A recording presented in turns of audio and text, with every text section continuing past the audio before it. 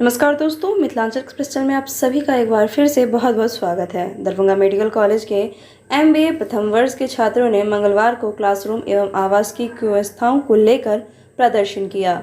छात्रों की मांगों को लेकर अपने अपने हाथों में पोस्टर बैनर लेकर कॉलेज से लेकर इमरजेंसी तक प्रदर्शन किया।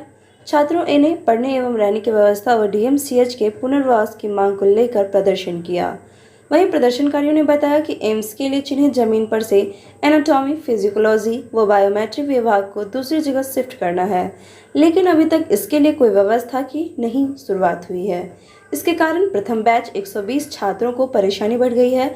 वहीं एनाटॉमी, फिजियोलॉजी व बायोमेट्रिक विभाग के आसपास मिट्टीकरण से आंधी आने पर धूल काफ़ी उड़ती रहती है।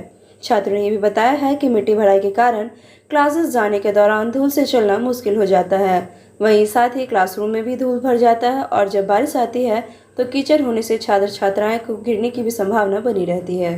ऐसे में मेडिकल के छात्र अपनी पढ़ाई कैसे करें, ये उनके लिए समस्या बन के खड़ी हो गई है। वहीं NDH हॉस्टल में रहकर छात्रों का ये कहना है कि NDH हॉस्टल को क्षतिग्रस्त घोषित होने के बाद भी दूसरे हॉस्टल्स के अभाव में इसमें रहना पड़ रहा है मजबूरन। जहां बारिश में विषैले सांप भी निकलते हैं, हॉस्टल की छत से प्लास्टर गिरता रहता है। किसी तरह छात्र इस हॉस्टल में रहकर पढ़ाई करते हैं मजबूरन रह के। तो दोस्तों, आप वीडियो में आगे बने रहें और सुने आंदोलन के दौरान छात्रों ने क्या कुछ कहा है। आप बने रहें हमारे साथ। हम लोग का जो फर्स्ट ईयर का डिपार्टमेंट है फिजियोलॉजी, एनाटॉमी और बायोकेमिस्ट्री, वो टूटने जा रहा है। 1 महीने के अंदर टूट जाएगा। अभी तक वो बना नहीं है। हम लोग का पढ़ाई का व्यवस्था कहाँ होगा? सबसे पहले हमारी डिमांड यही है।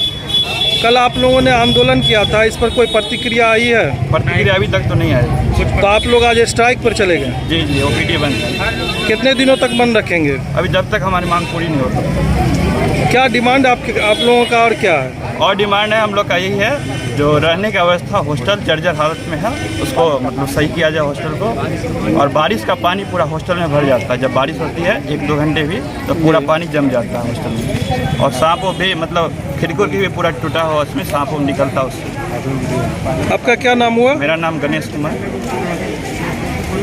ये कि हमारा जो डिपार्टमेंट है बायोकेमिस्ट्री और फिर फिजियोलॉजी और एनाटॉमी जो डिपार्टमेंट है, उसको तोड़ा जा रहा है। और जो भविष्य के बच्चों का भविष्य सुरक्षित करने के लिए वर्तमान के बच्चों का भविष्य बिगाड़ने की पूरी कोशिश की जाए। तो हम लोग चाहते हैं कि हमारे भविष्य के बारे में भी सोचा जाए। हम लोग यहाँ हैं पढ़ने के लिए। हम लोग ये नहीं चाहते कि हम लोग स्ट्राइक पे जाएँ, लेकिन मजबूर किया जा रहा है कि हम लोग स्ट्राइक पे जाए ही। हम लोग का डिमांड जो है कि हम लोग का रहने का व्यवस्था किया जाए। हम लोग पढ़ाई करना चाहते हैं। हमारा कोर्स कंप्लीट होना चाहिए ना।